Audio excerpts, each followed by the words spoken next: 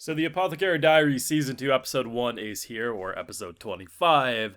And I mean, it was a great return. Let's just get that out of the way. It was fantastic, and granted, I had a very little wait compared to probably a lot of people over a year, if not about a year, I'm pretty sure. Between seasons, for me, it was like 5 days, given I just came off of Season 1 for the first time. But, there's a lot of ways the show could have returned.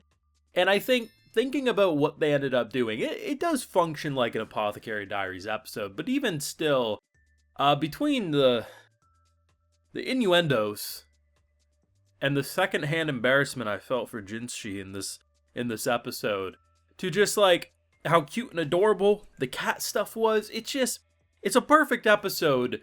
But when you have MaoMao of all characters hold up a little kitten talking about how great it is that it's already neutered, that they wouldn't have to do that.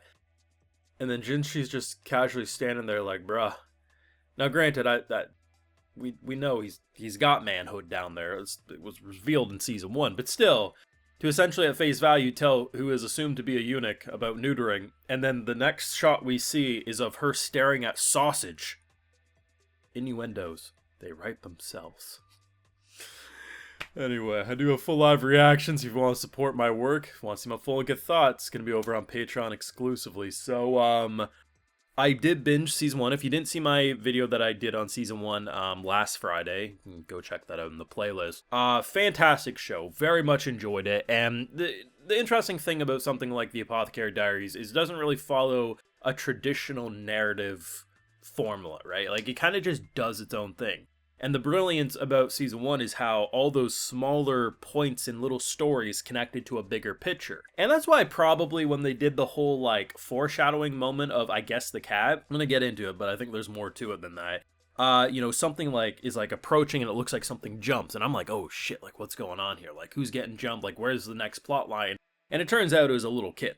And probably that's all it was, but the skepticism in my brain is like, wait a second, what if the reveal that it was just a kitten is actually a red herring and there's a bigger thing at play? I don't know. The great news is that no matter where they're going right now, we currently have an adorable cat that has now been named MaoMao, which is, I can't tell, disrespectful or adorable, probably a bit of both. And it's going to be very interesting because obviously MaoMao's not really the type of person to like, she's not really a cat she's not really a people person, nor is she an animal person. She's kind of her own person and just does her thing.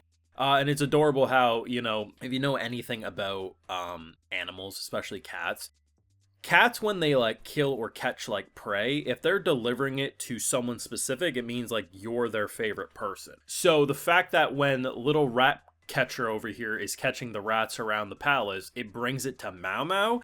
Yeah, that cat's bonded to her specifically. And that's going to be adorable. And I think it's a good addition because the show started off in Season 1 with essentially the whole poison thing going on between two of the ladies and, the children in question probably not going to make it. And the fact that we now kickstart this season, hers is still, obviously alive and well, walking around, being a little bundle of joy, just introducing a little feline friend is, I think, needed. I think every kid should be able to grow up with a pet around them. It's good character building, right? And I think it's just adorable to see that the fact that the Emperor of all people is just so, he spoils his kids so much, man. Like at the end of the day, if you may not remember this, but there was a comment made in the midway point of Season 1, it was in that area, about how like the previous emperor liked them a little more young than the current emperor, which is why the current emperor doesn't touch that one girl who looks like she's 12.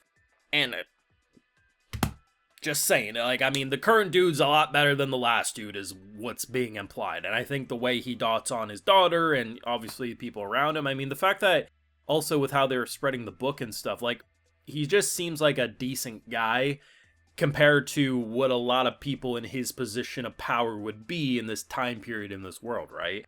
And I think that's the brilliance about this show is there's a lot of show don't tell. Now of course this episode did have a lot of tell, did have a lot of like explicitly the emperor did this or this is that, but when you start reading between the lines a lot more in this show, you start to really appreciate the bigger picture overall. And I think the episode started off with MaoMao getting a delivery, her desperately not wanting to show it, and then it talks about underwear, and then it talks about virginity, and then it leads into the book And I just love the idea because I'm pretty sure it was the very first shot of the episode or one of them where the old woman back at MaoMao's home is like giggling and cackling like a maniac, talking about how she's going to make so much money. I'm thinking like, what the hell is she talking about? And then we realize why when it came to the books. And it's just like the idea that it wasn't lewd enough, then it was too lewd. It's just like going back and forth. And then you just see the joy spread in the general crowd of the servants and everyone and, you know, the courtesans. Just fantastic stuff.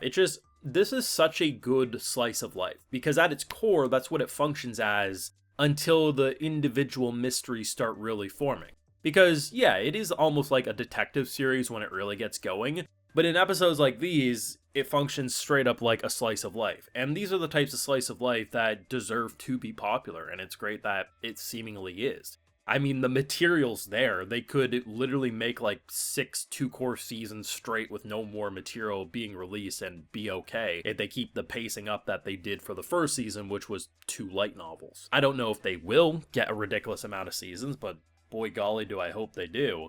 In terms of visual quality, as someone who did just come off of season 1, there's no difference in visual flair from season 1 to this. It feels like if you were watching on your queue, you just finished episode 24, you hit play on the next episode, you're not going to think it's a different season. It literally transitions almost identical. In terms of opening and ending, though, the song for the ending song is probably my favorite out of the 2. I don't know if I recognize that dude singing at all. Like, maybe I've heard him before, but dude, real good singer.